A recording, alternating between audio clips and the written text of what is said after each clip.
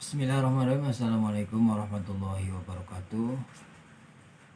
Bertemu lagi dengan saya, Ferdian Hafiz.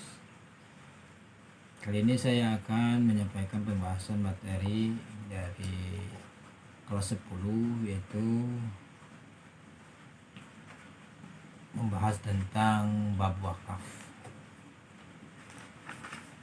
Namun sebelum dimulai, saya harap Anda sudah mensubscribe dan jangan lupa untuk like, share agar tayangan ini bermanfaat bagi semua orang, khususnya bagi orang-orang muslim.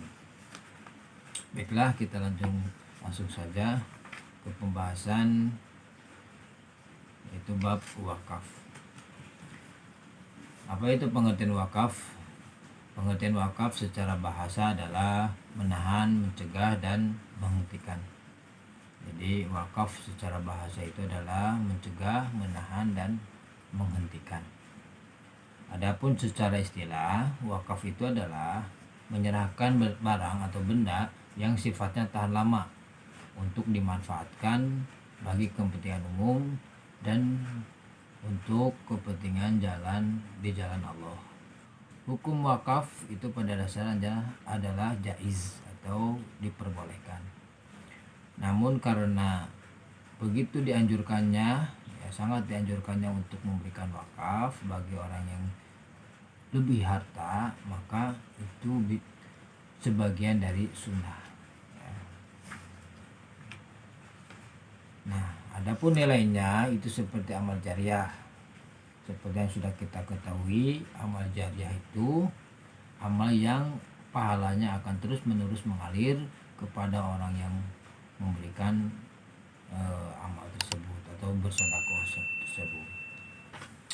Lalu adapun syarat wakaf, sebelum memberikan wakaf itu ada beberapa syarat. Yang pertama, berlaku untuk selamanya dan tidak dibatasi waktu tertentu. Yang kedua adalah penyerahannya secara tunai, tidak boleh di kredit atau bahasanya ditangguhkan, tapi harus secara tunai. Kemudian yang ketiga, syarat wakaf itu adalah harus jelas kepada siapa barang tersebut diwakafkan. Jadi harus jelas dulu kepada siapa yang wakaf tersebut diberikan, baik kepada perorangan ataupun kepada pemerintahan. Itu pemerintahan ini dalam hal ini adalah baik secara kelompok, organisasi ataupun badan hukum. Rukun wakaf itu ada 4. Yang pertama adalah ada wakif. Wakif itu adalah orang yang memberikan atau menyerahkan wakaf. Yang kedua adalah mauquf alaih, yaitu adalah orang yang menerima wakaf. Dan yang ketiga adalah mauquf bih, yaitu barang yang diwakafkan. Dan yang keempat adalah sigot. Sigot itu adalah ijab kabul antara si mauquf alaih, antara wakif dengan mauquf alaih. Kemudian ada ketentuan harta yang diwakafkan. Jadi ada ketentuan harta yang harus diwakafkan. Jadi ada syaratnya harta yang diwakafkan itu seperti apa. Yang pertama adalah segala benda yang bergerak atau tidak, tetapi zatnya dalam keadaan baik dan berfaedah. Jadi segala benda yang bisa bergerak ataupun tidak, akan tetapi benda tersebut itu baik dan bermanfaat. Kemudian yang kedua adalah harta yang diwakafkan itu adalah milik sendiri. Wakaf itu adalah hak sepenuhnya milik sendiri. Kemudian yang ketiga adalah harta yang diwakafkan itu adalah dilakukan, wakaf yang dilakukan itu atas dasar kemauan sendiri, bukan atas dasar paksaan. Keempat adalah harta yang diwakafkan atas dasar berbuat baik. Yang kelima adalah harta wakaf tidak boleh dijual. Jadi wakaf itu tidak boleh dijual. Kemudian macam-macam wakaf. Macam wakaf itu ada 2. Ada wakaf ahli, yaitu wakaf yang ditujukan kepada orang tertentu, seseorang atau lebih, baik kepada keluarga, baik kepada keluarga wakif atau buku ataupun bukan. Yang kedua adalah wakaf khair, yaitu wakaf yang secara tegas diperuntukkan demi kepentingan agama. Jadi ada wakaf khair. Nah, ini wakaf khair itu adalah wakaf yang secara tegas itu hanya untuk diperuntukkan demi kepentingan agama ataupun kemaslahatan umum atau kemaslahatan masyarakat. Contohnya wakaf yang diberikan untuk bangun masjid, yayasan Islam yang bersifat sosial ataupun basal dan lain sebagainya. Nah, hikmah wakaf itu ya, adapun hikmah atau manfaat dari berwakaf itu, yang pertama ganjaran wakaf akan mengalir terus menerus. Tadi seperti yang sudah disampaikan bahwa wakaf itu amalnya seperti amal sedekah jariah ya, dimana amal pahalanya itu akan terus mengalir selama wakaf yang diberikan itu dipergunakan bagi kepentingan umum. Kemudian generasi baru dapat memanfaatkan peninggalan masa lalu, ya, itu hikmahnya. Kemudian yang ketiga dapat mengurangi kemiskinan ya, dan kebodohan umat. Yang keempat, dengan wakaf benda-benda bersejarah dapat terpelihara dan terhindar dari kerusakan. Boleh, jadi wakaf itu bisa saja bukan hanya tentang benda-benda yang seperti tadi, misalnya tanah ataupun yang lainnya.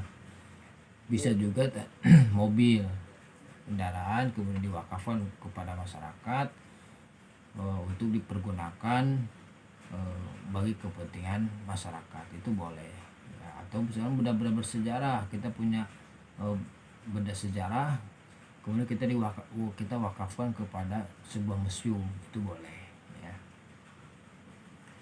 Nah, di Indonesia sendiri itu ada dasar hukumnya ya, ada dasar hukumnya tentang wakaf ya. Yang pertama itu peraturan pemerintah nomor 8 tahun 1977. Kemudian yang kedua peraturan Mendagri, itu Menteri Dalam Negeri nomor 6 tahun 1977. Kemudian peraturan Menteri Agama tahun nomor 1 tahun 1978.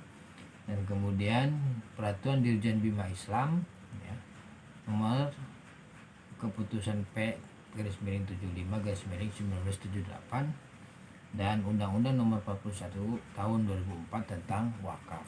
Jadi ada dasar hukum wakaf di Indonesia. Ada dasar hukum di Indonesia tentang wakaf. Nah, ada tata cara pelaksanaan wakaf. Yang pertama, calon wakif, yaitu orang yang mewakafkan itu menghadap nazir. Nazir di sini adalah pengurus ya, pengurus di hadapan pejabat membuat akta ikrar wakaf. Jadi di hadapan pejabat pembuat akta wakaf ya. Kemudian di sini adalah pejabat jenderal kepala kantor urusan agama setempat. Jadi pejabat tentang wakaf itu adalah pejabat dari kantor urusan agama. Kemudian yang kedua, ikrar wakaf. Ikrar wakaf itu 2 orang saksi dan bentuk ikrar secara tertulis. Jadi antara wakif dengan mauquf alaih itu berhadapan dan berikrar di hadapan 2 orang saksi. Kemudian dituliskan ikrar tersebut harus tertulis maksudnya ya. Kemudian status tanah wakaf dalam keadaan tuntas dan bebas dari ikatan atau sengketa. Jadi barang atau sesuatu yang akan diwakafkan itu bukan barang atau benda yang bersengketa. Nah, itulah mungkin pembahasan materi tentang bab wakaf. Mudah-mudahan bermanfaat dan mohon dimaafkan apabila ada kesalahan dalam penyampaian ataupun kesalahan-kesalahan lainnya. Saya pamit. Billahi taufik wal hidayah. Wassalamualaikum warahmatullahi wabarakatuh.